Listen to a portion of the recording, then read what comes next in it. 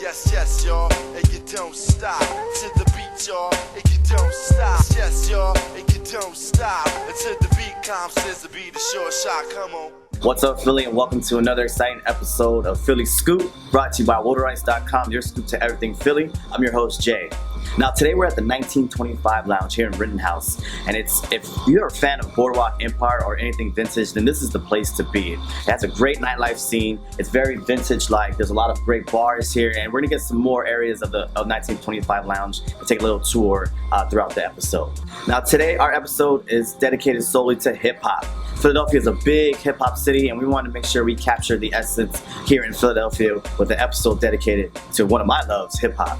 Now, later on in the episode, we caught up with Jahlil Beats. He's a producer extraordinaire that's behind some of the biggest tracks in the recent years. And we went down to his studio, and he talked about what he has coming up in 2016.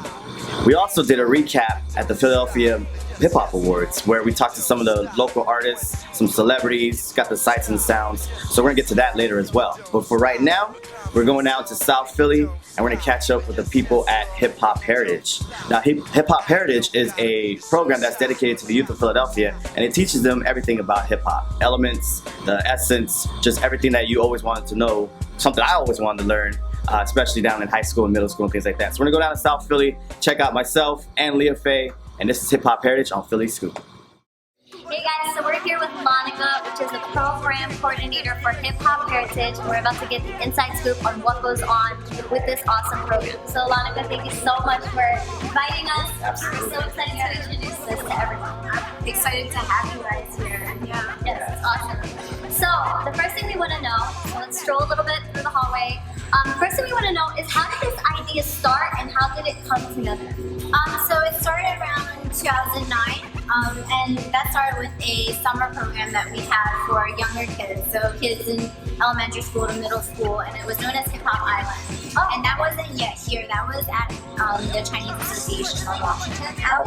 Yeah.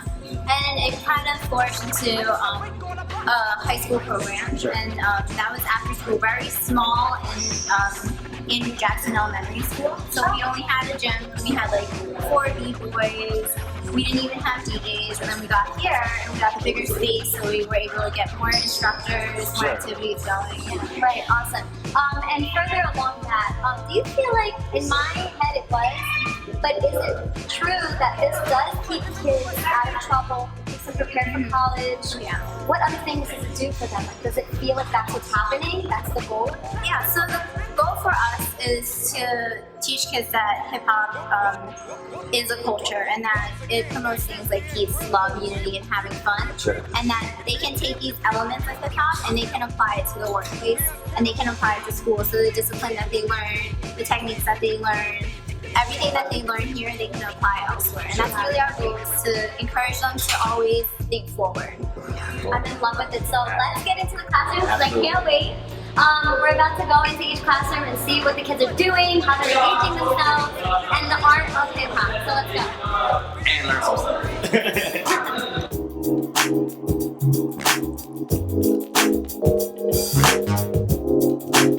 All right, so right now we're in the graffiti room. We're gonna learn some little tips and things like that, how to do some art. And I'm with one of the instructors, Aaron. Aaron, thank you so much for joining us. Oh, great. Nice to be here. Awesome, awesome. And Thanks just a couple things about yourself. How long have you been, doing the graffiti? Since the early 90s. Yeah. It's a high long school. time ago. Yeah, high school. Freshman years. Yeah, 8th grade, freshman year, high school. Cool. So talk about some of the projects. What have you guys done throughout the city as far as your art and murals and things like that? Myself, I've painted every neighborhood, everywhere. But with the kids, students here, our summer program, we paint a lot of large-scale murals, and like we paint on the roof. We worked on music video stuff. Okay. You got some samples. Yeah, this is from Unity Day. Oh, nice. Unity Day was at South Philly High School. It was just something I worked on with Angel Lewis. Cool. Angel Cabrera, Luis Geraldo. We did this. It was for Unity Day, big barbecue, bring the community out, and Sure. everybody has a good time. Got some more stuff? Bad, Nice. Bad to Good. This was for like a music video we produced. It actually won an award. We got some maybe some extra funding through some big show at the Kimmel Center. It was a really great video. Very cool, very cool. And then CMAC, this is with a buddy, Sire, and we did this. And then these are all small. These are all done on the roof, but the large scale projects are around at the Hawthorne Rec Center, Hawthorne Cultural Center. They have a tennis court and they allow us to paint it. So behind you guys, there's a bunch of murals that we did around there too. Sure. Awesome. That's it. Thanks, Aaron. Appreciate it. No All problem. right, man. We are in the sound room, Yep, the music production the studio. music production studio. Yes. Tell us what goes down in here. Sheesh, everything. So, if you've never written a song before, we first start off with getting your lyrics together, Okay. and then we find someone who produces the instrumentation. We get two of y'all together, and then the project gels. Then we get the performance together because the performance is everything. Yeah. So we cultivate that. Then we get you behind there and we record you, and then it comes out right here in an actual track. Wait, so you do like the artist development part too? Yes, that's inclusive in the That's process. crazy. So what's going on here? Is someone about to like spit something or what? I mean, so I can get somebody to do something, you know, acapella for you. Yeah. We actually just recorded Jody Obro's track. I'm Jody Obro, and this honestly was my way of survival. It was like, I don't come from a good neighborhood, good upbringing, none of that.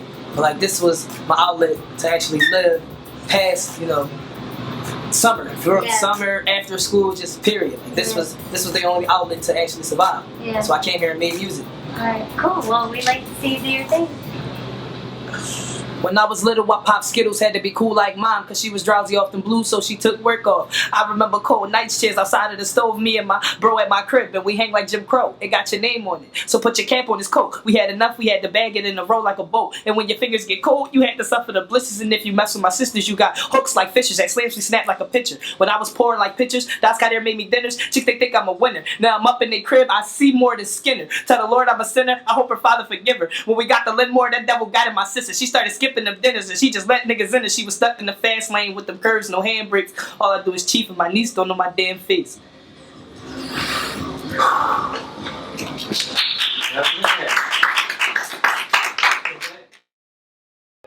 And that was Hip Hop Heritage. Special thanks to Leah for helping with that piece. And if you want more of Hip Hop Heritage, we got a part 2 coming up next episode, so definitely stay tuned for that. But right now, we're in the vault of 1925 Lounge here in Rittenhouse, and this is where all the exclusivity things happen. You get the bottle service, you can play pillow fight over here. All the celebrities come through, so make sure you check it out here at the 1925 Lounge in Rittenhouse Square.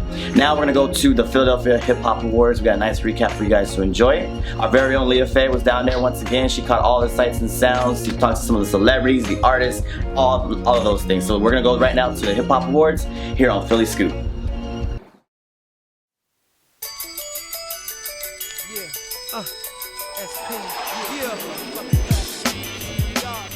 What's going on, y'all? This is Leah Faye from WaterIce.com, and I'm outside of the TLA for the Philly Hip Hop Awards.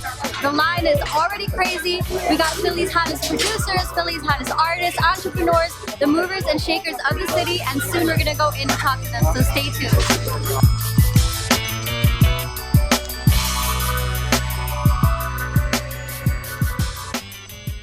Alright, so we got Sparks right here with us, who is a part of State Property. That's Tell right. us a little bit about what's going on with State Property right now. Oh, well, this evening we've been honored. It's here, man. We finally got being honored in our city for, I guess, the body of work we've done. And I'm here. I'm here to collect. I'm here to collect my honor, huh? Tell me a little bit about what you're doing. Are you in your career right now? Oh man, my career, man. I'm helping other artists, pushing other artists. Anybody get next to me is golden. Are you excited about anyone who's been nominated You know what? right Yeah, now? you know what? I'm excited. This town got so much talent. So it's great to see all the artists and stuff like to hit the stage and be nominated. It's a lot of stuff going on. The city has got a great impact as a whole. We the truth. Let's be honest. That's that, man. So I'm excited to be here. Shout out to WaterIce.com and the Hip Hop Awards. I'm Emilio Sparks. Holla. Jahlil Beats, holla at me.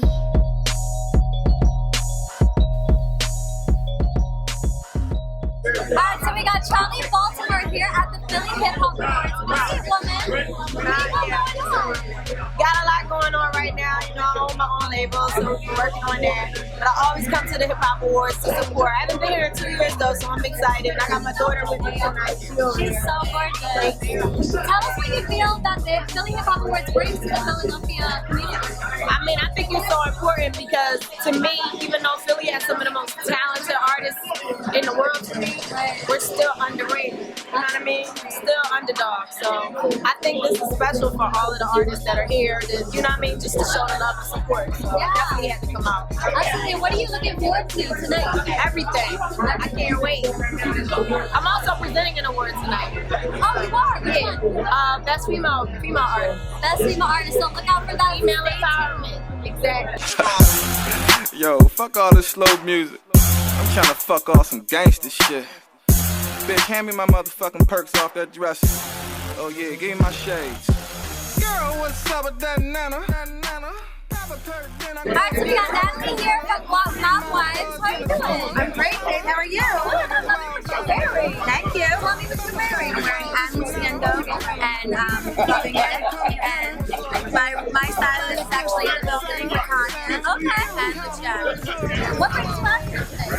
What brings me out? I'm basically up for an award. I'm up for nominated for Hustler of the Year. In addition, I'm filming Hustler Girls. I am the host and co-owner and partner with Benjamin Timerson Phillips. He's my partner. That's amazing. And what do you feel the Hip Hop Awards does for the film? It really brings life to everything. It just really gives everyone recognition, notoriety, and it just for the most part gives everybody that really worked hard that extra drive. Like I feel like Philly Hip Hop Awards needs to be more worldwide, not just so like citywide. You know? Right. Yeah. Alright guys, so there you have it. We spoke to some big movers and shakers of Philadelphia, of the city, some of the best people. You have to be there next year. Philly Hip Hop Awards. It's going to be the 6th year next year, so you got to be there. Thanks to Leah Faye for doing that recap at the Hip Hop Awards. And once again, make sure you check out waterice.com for more exclusive pics and videos from that event. And as you can see, I'm straight chilling right now in the 1925 VIP section. It's probably one of the best VIP areas in the city. So definitely come on down to 1925 Lounge in Rittenhouse Square and get your bottle service on. But right now we're gonna go to our last segment of the episode, and this is Jahlil Beats. He's a music producer extraordinaire, and he's behind some of the biggest tracks and names in hip hop, anywhere between Meek Mill, Bobby Shmurda, Rick Ross, and the list goes on and on and on. So definitely check out Jahlil Beats right here on Philly Scoop.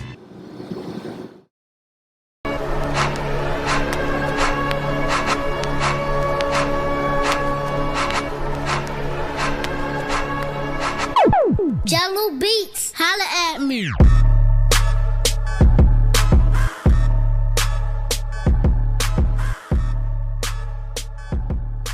Yo, so you've been the man behind some of the biggest club bangers recently. How does it feel going to a club or to any event and hearing your song drop and people just go nuts? Like, how does that feel?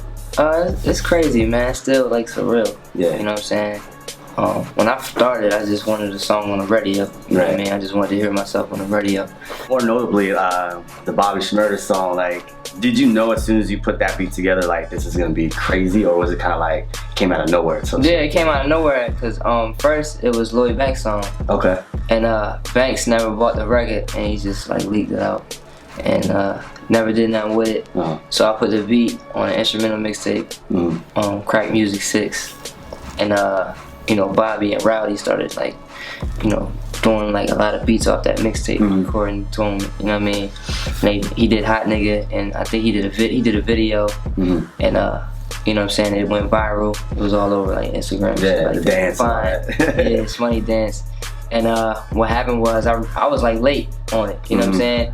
And you know, I just reached out to him, and you know, I just let him rock out with it. Yeah. He was saying he was trying to get out the streets, and I was just like, yo, man, you know. With the whole producing and kind of just making beats, like, when was that aha moment that you had in your life where you were like, this is what I want to do, this is something I need to do?